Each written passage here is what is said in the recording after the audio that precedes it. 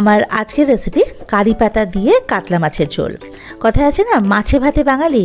তো মাছ রান্না নিয়ে আমরা এক্সপেরিমেন্ট করব না, তা আবার হয় নাকি? তো সেই জন্যই আজকে আমার একটা অভিনব প্রচেষ্টা আর কি। তো যাই হোক, একবার বাড়িতে এটা তৈরি করে খেয়ে দেখুন, এই কারি পাতা দিয়ে কাতলা মাছের ঝোল।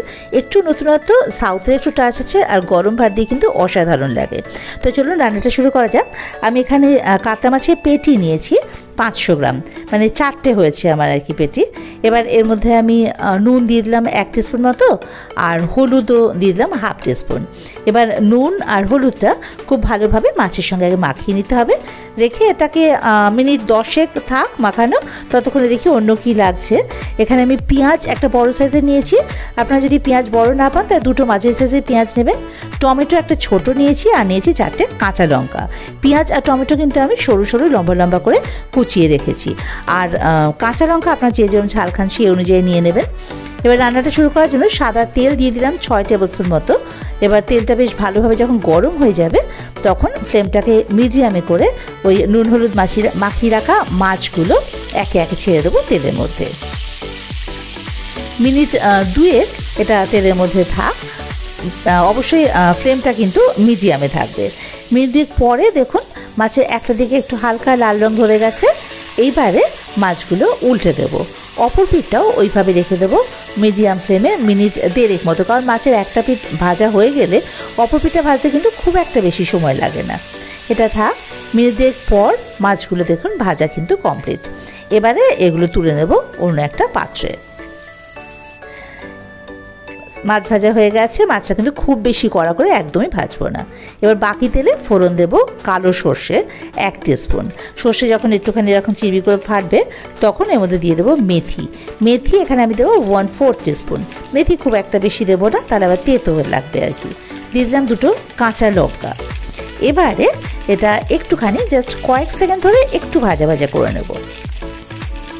ফোড়নে একটা সুন্দর গন্ধ বেরোলে এর মধ্যে দিয়ে দেবো পেঁয়াজ কুচি। ফ্লেমটাকে হাইতে করে পেঁয়াজটাকে একটু ভাজা ভাজা করে নেব। খুব বেশি লাল করে কিন্তু পেঁয়াজটা ভাজবো না, জাস্ট কালারটা চেঞ্জ হয়ে একটু হালকা রং ধরবে। এই যে দেখুন পেঁয়াজ ভাজা হয়ে গেছে। এবারে এর মধ্যে টমেটো কুচিটা দিয়ে দেবো, আর দিয়ে দেবো নুন স্বাদ অনুযায়ী।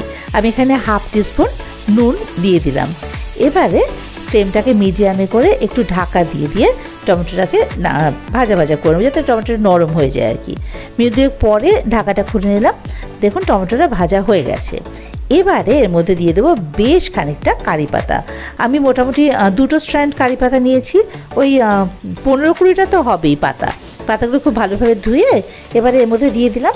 এবার কারি পাতাটাও এগুলোর সঙ্গে হাই ফ্লেমে মিনিট খানেক সময় ধরে একটু বেশ ভালো করে ভাজা ভাজা করে নিতে হবে। এই যে এটা কিন্তু খুব ভালোভাবে ভাজা হয়ে গেছে। এবারে এর মধ্যে দিয়ে দেবো হলুদ। আমি এখানে 1/2 টিস্পুন হলুদ দিলাম, আর আদা বাটা 1/2 টিস্পুন দিলাম। দিয়ে দিলাম কাশ্মীরি লঙ্কার গুঁড়ো রঙের জন্য আর কি 1 টিস্পুন। এবারে সব কিছু একসঙ্গে আবারও খুব ভালোভাবে একটু মিনিট খানেক কষিয়ে নিয়ে এবারে ফ্লেমটাকে কিন্তু আগে একেবারে লোতে করে নেব। ফ্লেমটাকে লোতে করে এর মধ্যে টক দই দিয়ে দেবো 1 টিস্পুন মতো। টক দই দেবো বলে ফ্লেমটাকে একদম লোতে করে নেব। এবার দইটা খুব ভালোভাবে এর সঙ্গে আগে মিশিয়ে নেব লো ফ্লেমে মশলার সঙ্গে। যখন দইটা মশলার সঙ্গে ভালোভাবে মিশে যাবে তখন ফ্লেমটাকে আবারও মিডিয়াম টু হাইতে করে দেবো, তাহলে আর দইটা কেটে যাওয়ার সম্ভাবনা থাকে না।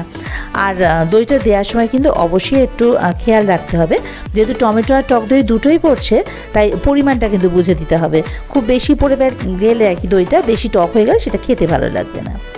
এবারে এখানে দিয়ে দিলাম আমি টেস্টটা ব্যালেন্স করার জন্য চিনি, ওই 1/2 টিস্পুন মতো।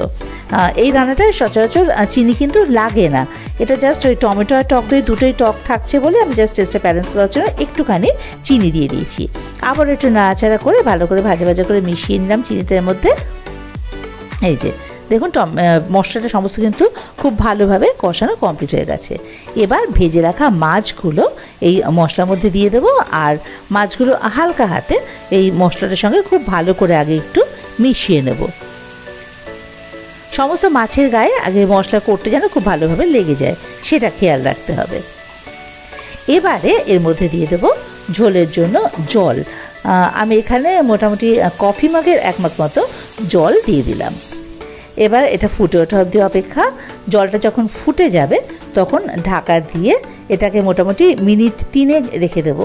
এ দেখুন জল ফুটে গেছে, এবার ঢাকা দিয়ে রাখলে মিনিট 3। 3 মিনিট পর ঢাকাটা খুলে দিয়েছি। একটা সাইড তো হয়ে গেছে, এবার মাছগুলো কিন্তু আবার উল্টে দেবো। উল্টে দিয়ে অপর পিঠটাও ওই একই রকমভাবে ঢাকা দিয়ে আরও মিনিট 3 রেখে দেবো, যাতে মাছগুলো সেদ্ধ হয়ে যায়। এমনিতে মাছগুলো সেদ্ধ হতে কিন্তু খুব একটা বেশি সময় লাগে না। তো ঢাকা দেওয়া থাক। মিনিট 3 পর ঢাকাটা খুলে নিলাম। দেখুন ঝোলটা অনেকটাই টেনে এসছে, আর মাছগুলো দেখেই বুঝতে পারছেন যে কতটা নরম হয়ে গেছে। এবারে মিনিট খানেক ফ্লেমটা হাইতে করে আগে খুব ভালো করে ফুটিয়ে নেব। তারপরে ফ্লেমটাকে অফ করে স্ট্যান্ডিং টাইমে ঢাকা দিয়ে রেখে দেবো আরও মিনিট 2। রান্না কিন্তু কমপ্লিট। দেখুন প্রচণ্ড সোজা, কিন্তু খেতে ভীষণ সুন্দর হয়। কারি পাতা দিয়ে কাতলা মাছ। তবে দুটো জিনিস কিন্তু অবশ্যই খেয়াল রাখবেন। এক, মাছটা কিন্তু খুব কড়া ভাজা হবে না, তাহলে ভালো লাগে না রেসিপিটা মাছ খুব কড়া ভাজা হলে। আর 2, যেহেতু টমেটো আর টক দই দুটোই এর মধ্যে পড়ছে, তাই এর পরিমাণটা কিন্তু একটু বুঝে দিতে হবে। টমেটো এখানে আমি ছোট একটা দিয়েছি, আর টক দইও কিন্তু দিয়েছি 1 টিস্পুন। আপনারা একটু যেরকম টক খান সেই হিসেবে দেবেন টমেটো। তো যাই হোক, দেখুন রান্নাটা কিন্তু কমপ্লিট। রান্নাটা একবার অবশ্যই বাড়িতে তৈরি করে খেয়ে দেখবেন। আর এই দেখুন গ্রেভিটা এই টাইপের হবে। এটা গরম ভাতের সঙ্গে খেতে দুর্দান্ত লাগে। তো আপনার রান্নাটা বাড়িতে করে খেয়ে দেখুন, আর তারপরে আমাকে কমেন্ট বক্সে অবশ্যই জানাবেন যে আপনাদের কেমন লাগলো এই রেসিপিটা। আর যারা আমার চ্যানেলে নতুন তাদের বলি, যদি এই রেসিপিটা আপনার ভালো লেগে থাকে বা আমার অন্যান্য রেসিপিগুলো আপনাদের ভালো লেগে থাকে, তাহলে অবশ্যই আমার চ্যানেলটা সাবস্ক্রাইব করে আমার পাশে থাকবেন। আর বেল আইকনটা কিন্তু অবশ্যই ক্লিক করে দেবেন, তাতে করে আমি কোনো নতুন রান্না আপলোড করলে তার নোটিফিকেশনটা সবার আগে আপনাদের কাছে পৌঁছে যাবে।